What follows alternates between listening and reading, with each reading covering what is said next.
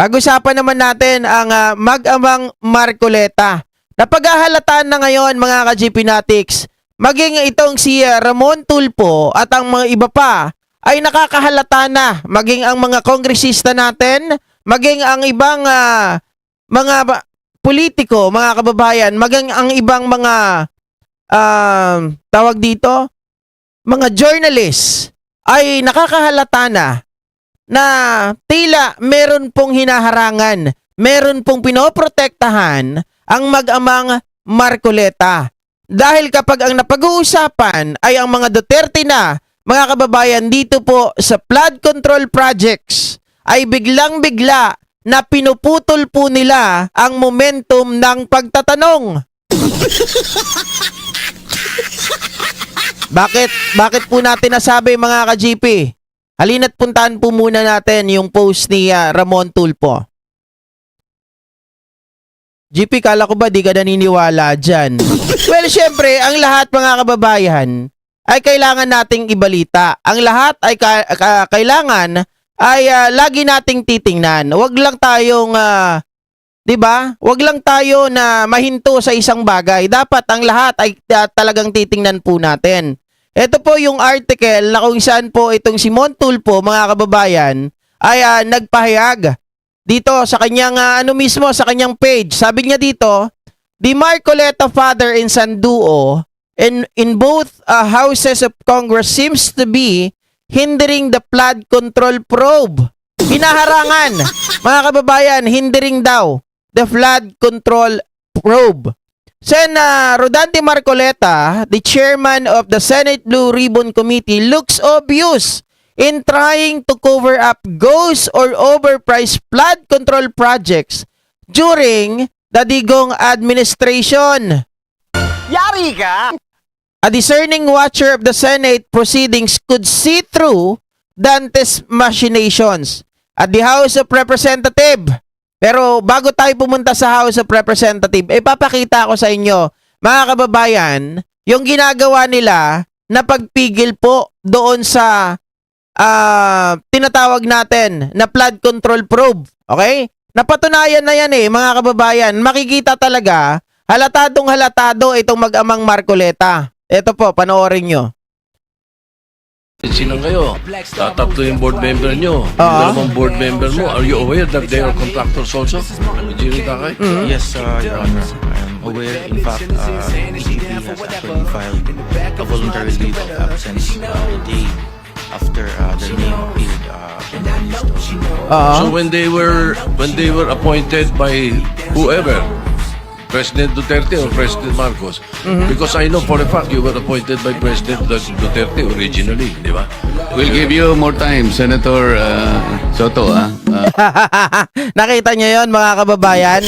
Nababanggit na ang pangalan na itong si dating Pangulong Rodrigo Roa Duterte ay agad-agad na umaawat itong si Marcoleta. Kasi nga mga kababayan, kapag binigyan niya po ng more time yon, syempre mapapahaba pa yung probing question at mapunta doon ng tuluyan itong usapin sa Duterte administration.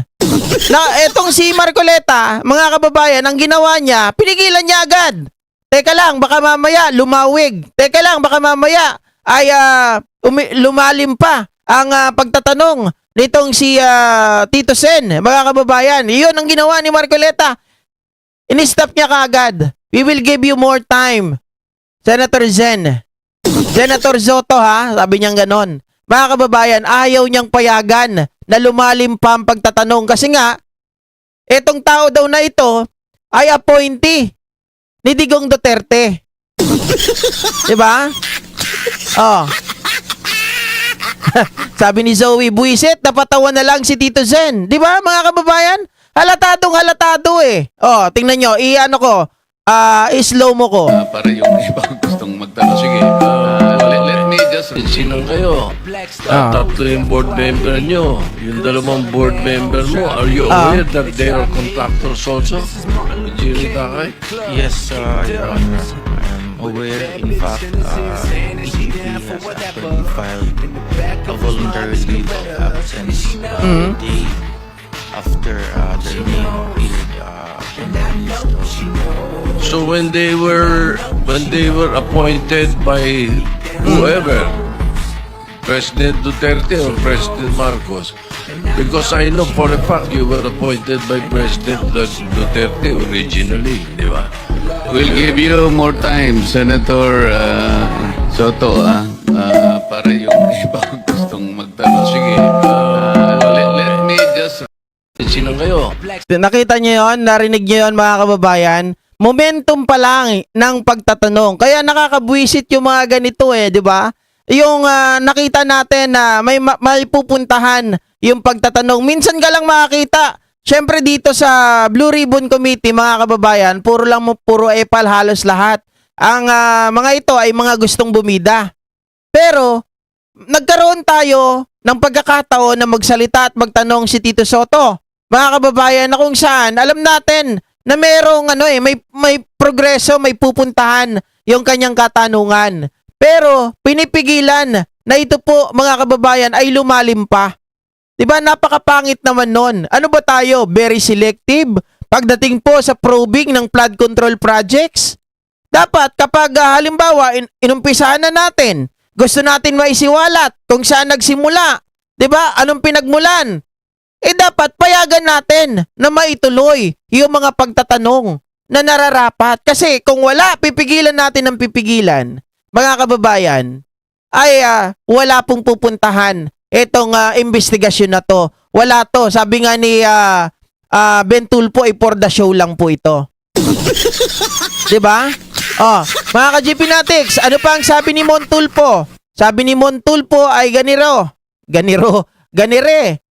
Sabi niya, mga kababayan, at the House of Representatives, sa GIP Party List Rep. Paulo Henry Marcoleta earned the ire of Deputy Speaker Janet Garin when the neophyte lawmaker tried to block the Iron Lady representative from Iloilo from asking question during a parallel probe in the House. Mga kababayan, dismissed DPWH Secretary Manuel Bunoan was having a hard time answering question from Garin when Paulo Henry Marcoleta came to his defense. Mga kababayan, ano pa yung nangyari doon? Ito, papakita ko rin sa inyo kung paano naman umeksena itong si Paulo Marcoleta, mga kababayan, ang anak ni Rodante.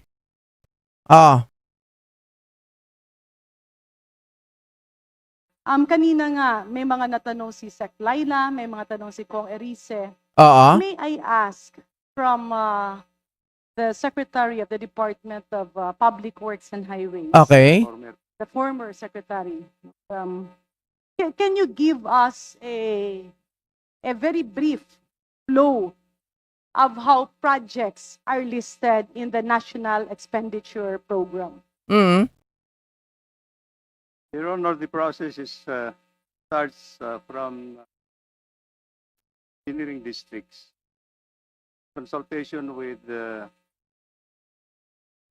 various sectors. Point of order. Dito kasi hirap na si Manuel Bunoan na sumagot, mga kababayan. Kasi nga, 'di ba, itong si Janet Garin gusto niyang magtanong, mga ka-GPnatics, na paano ba yung proseso? Gusto niyang marinig kung ano yung mga nangyayari. Siyempre siguro, yan yung paraan ng probing question ni Janet Garin. 'Di ba, mga kababayan? Ang problema kasi itong si Paulo Marcoleta ay agad na dumipensa kay Bunoan. Kasi itong si Bunoan, mga kababayan, mukhang mukhang sasabog na. Talagang masasabi niya na yung mga hindi dapat marinig ng mga DDS. Kaya todo po, mga kababayan, ang depensa ni Marcoleta na kung saan po ay pinigilan niya na teka lang, natanong na yan Kaya nagalit itong si Janet Garin sa kanya. Sorry to interrupt. Ma'am Lynn? Hindi po kaya nabanggit na po ni Secretary Bunoan yung tanong po ni Congresswoman Garin sa pagtatanong po ni Congressman Erice. This is just a duplication of the question propounded by Congressman Erice. But I think we have to give her the honor of asking the question. Mhm. Even if it's a repetition of what was asked Mr. Chair, earlier. what rule did my question violate? May I appeal to our colleagues, magrespetuhan tayo. Kung tiyempo nyo naman, pwede kayong magtanong. I gave that preliminary question because I'm moving to the next question. This is a Connected point to of law. order po. What law Yeah, did I violate in asking a question, Mr. Chair?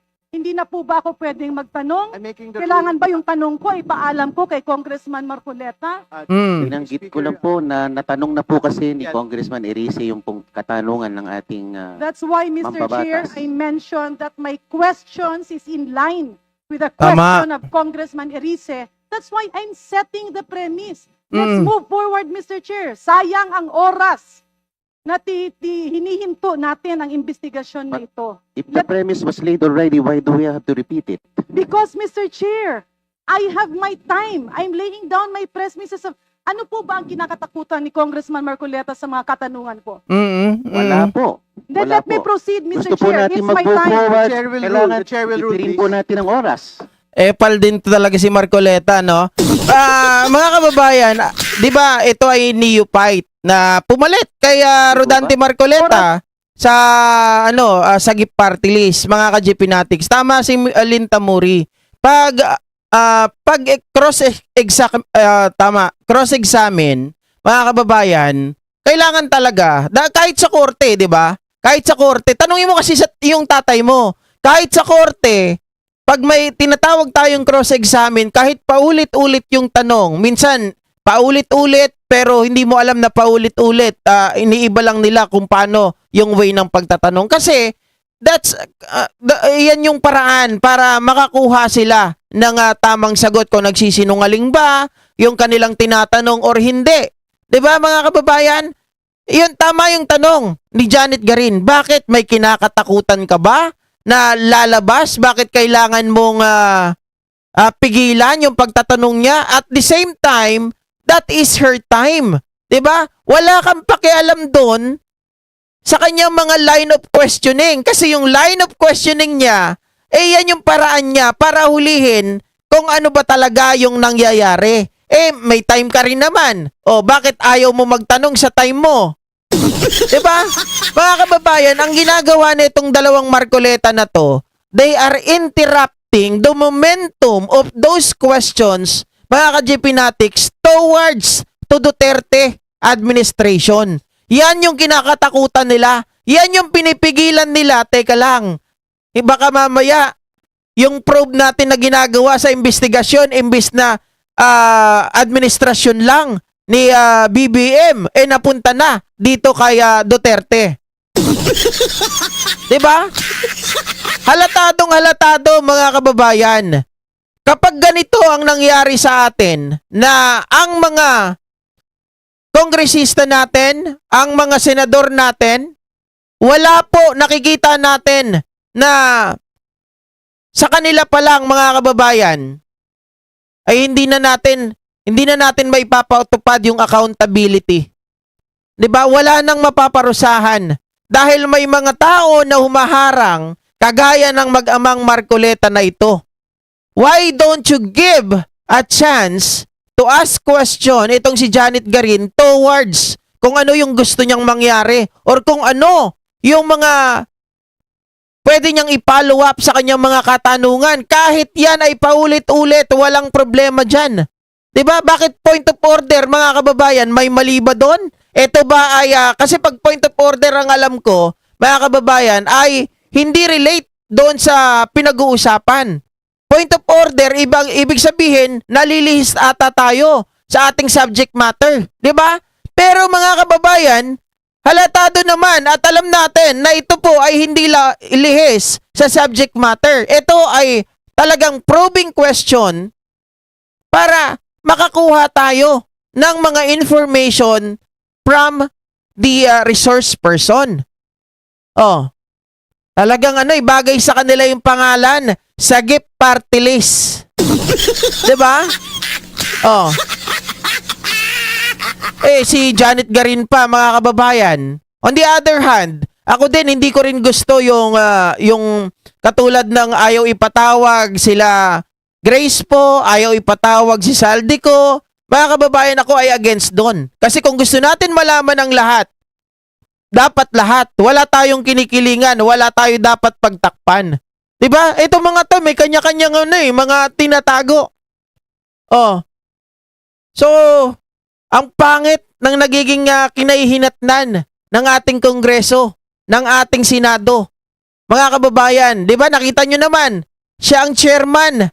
Yung tatay niya, chairman ng Senate Blue Ribbon Committee. Ayaw niyang may ibang mga sumaklaw sa kanya. Ayaw niya na si Lacson mag-privilege speech. Ayaw niya si si Kiko Pangilinan na magtayo daw ng panibagong committee or commission. Pero ngayon, si PBBM magtatayo ng sariling independent commission. Basagin mo nga rin, Marcoleta. Oh. Diba? Parehas na parehas sila, mga kababayan. Sabi nga nung mga iba dyan, nako, manang-mana sa tatay. Lalong-lalo na yung piluka. Oh. Kaya ako naniniwala mga ka-GPnatics, tama yung sinabi ni Congressman Sandro Marcos na hindi dapat mag-imbestiga yung House dito sa flood control projects, mga kababayan, maging yung DPWH hindi dapat mag-imbestiga sa sarili nila. 'Di ba? Dapat meron talagang independent body na mag-iimbestiga para hindi po maimpluwensya ng investigasyon. Baka kasi ito, 'di ba? Kapag sila ang nag-imbestiga, nakita naman natin. Nililihis na kaagad nila, pinipigilan nila. Simpleng question, simpleng tanong, mga kababayan. Kaya ngayon, parang lumalabas. Meron kayong kinalaman kay dating Secretary Bunoan kasi tinutulungan nyo siya na siya ay magsasalita na Nahihirapan magtanong. 'Di ba? Sabay pigil itong si Henry Paulo Marcoleta, mga kababayan. Sabi ni Lynn, Speaker versus Cheese, pataasan pa ng ihi noon. Kinita ko na bakit daw si Speaker. Ayun, sa aking puting ahas. Mas masalimuot kasi sir at ang daming congressman ang involved dyan. Yun nga, ang gusto natin malaman 'di ba? Lahat ng mga congressman, lahat ng mga senador, mga kababayan, lahat dapat walang sasantuhin. Dapat lahat ay walang sisinuhin. Kaya lang nakikita natin, kanya-kanya silang takipan. Kanya-kanya silang kampihan. Kasi, mga kababayan, why? Bakit sila nagkakampihan? Bakit sila nagtatakipan? Kayo naniniwala na yung isang tao tatakpan mo? Yung isang tao, mga kababayan, ay babakapan mo nang wala kang pakinabang?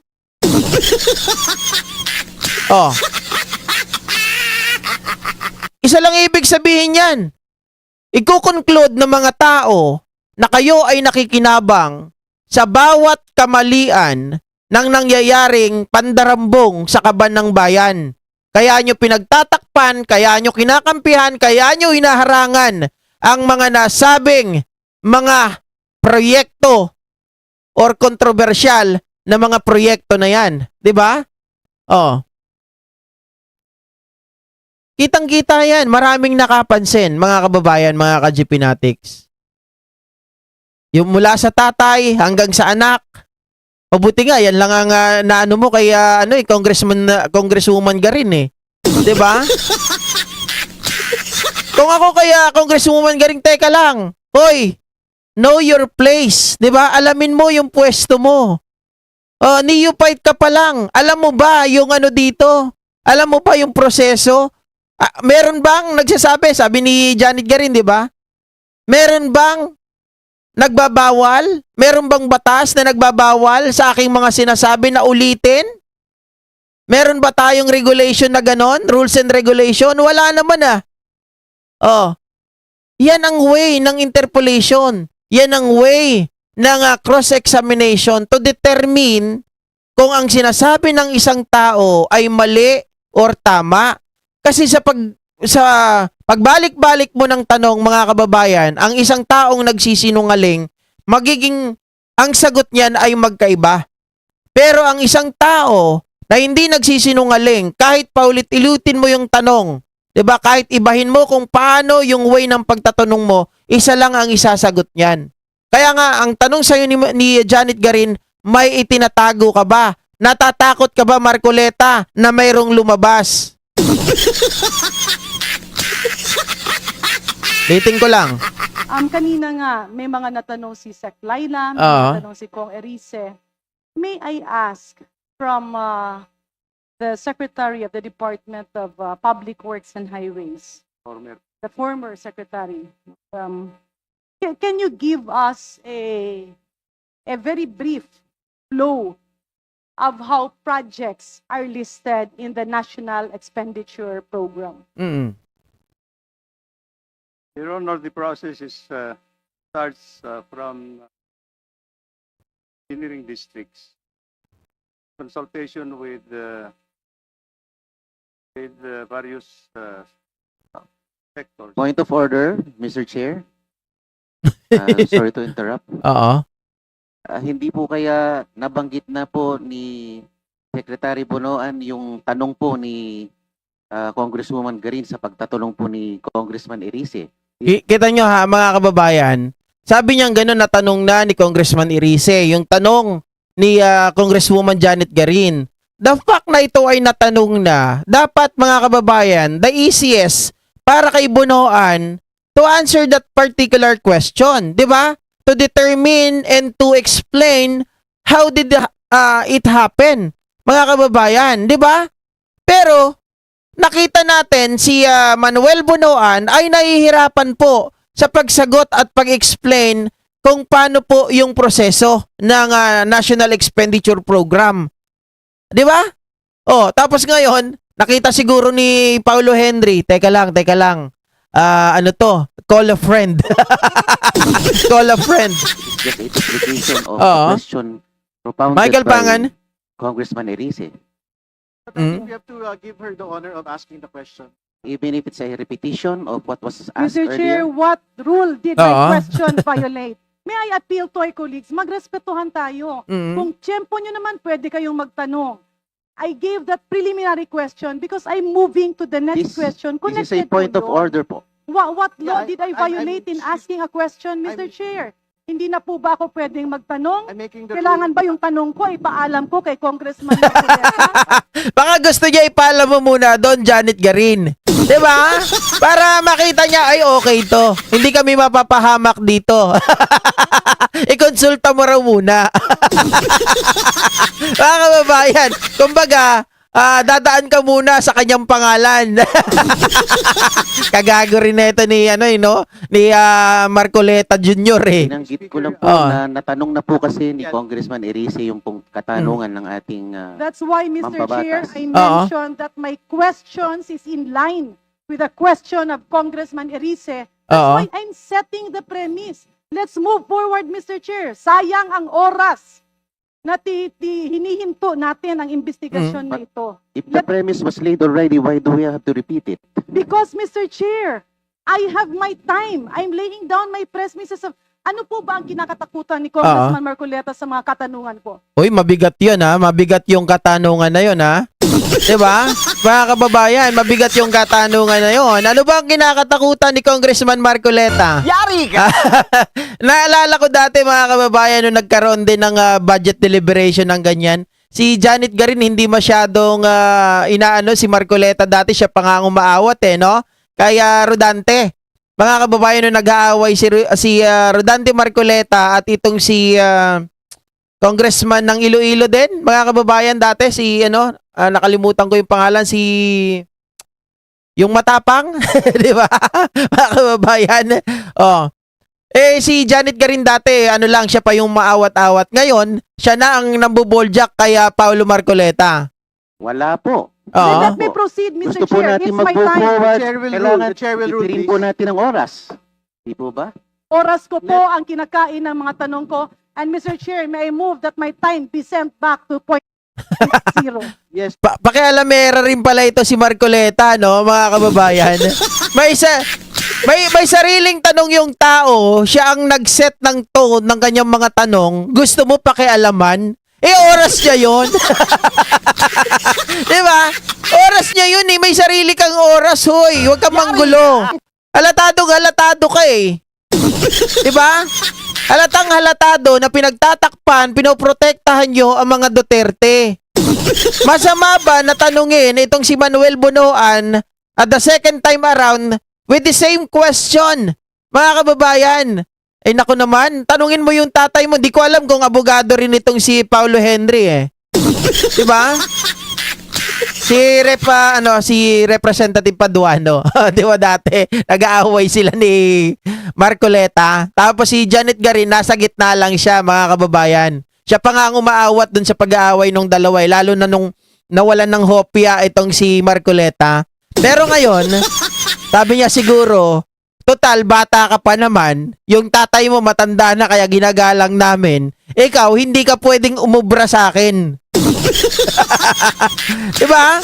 Mga kababayan, yun ang nakita ko si Janet Garin, si Marcoleta ay parang medyo ano siya, hindi niya hinahayaan na magalit ng gusto si Marcoleta, baka kasi atakihin sa puso. 'Di ba? Kasi matanda na eh. Pikunin pa. 'Di ba? Eh itong si Paulo Henry, bata-bata pa to, mga kababayan, nakatikim ng soplak ng maaga kay Janet Garin.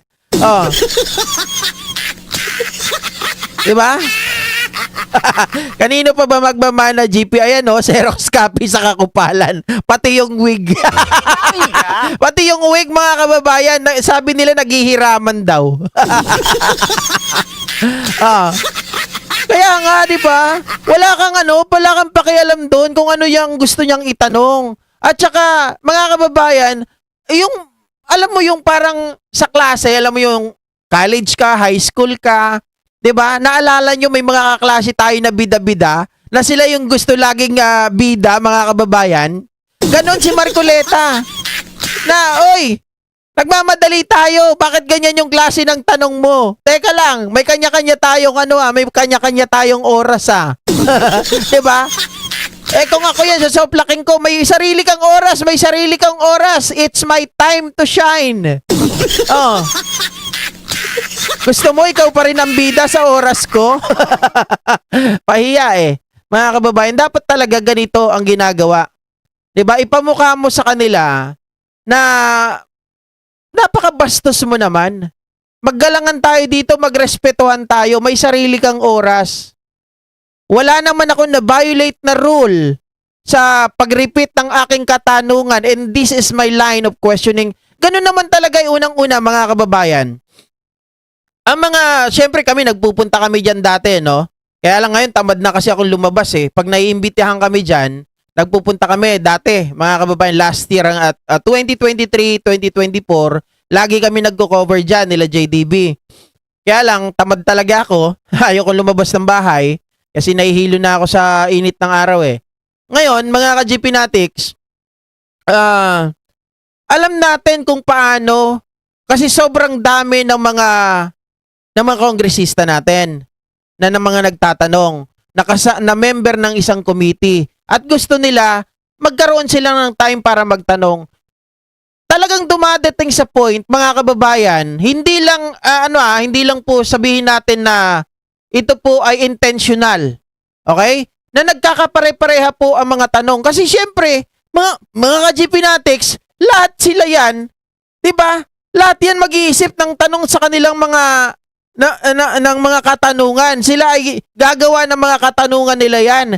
I-jot down notes nila yung mga tanong nila. At hindi naman minsan nag-uusap-usap yan, oy, ano itatanong mo? Oy, ano itatanong mo? Hindi.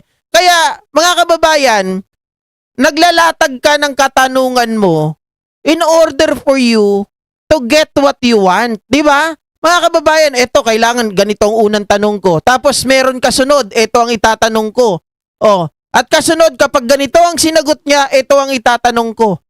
Mga kababayan, talagang nagkakataon na nagkakapare-parehas ang mga tanong ng mga kongresista.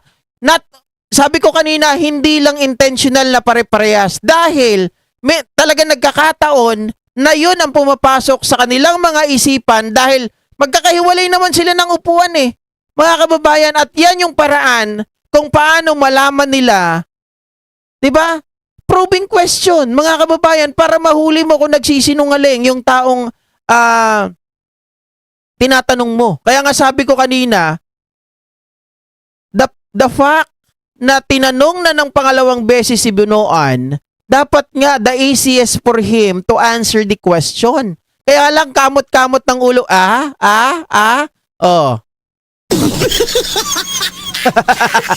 Diba? Oh.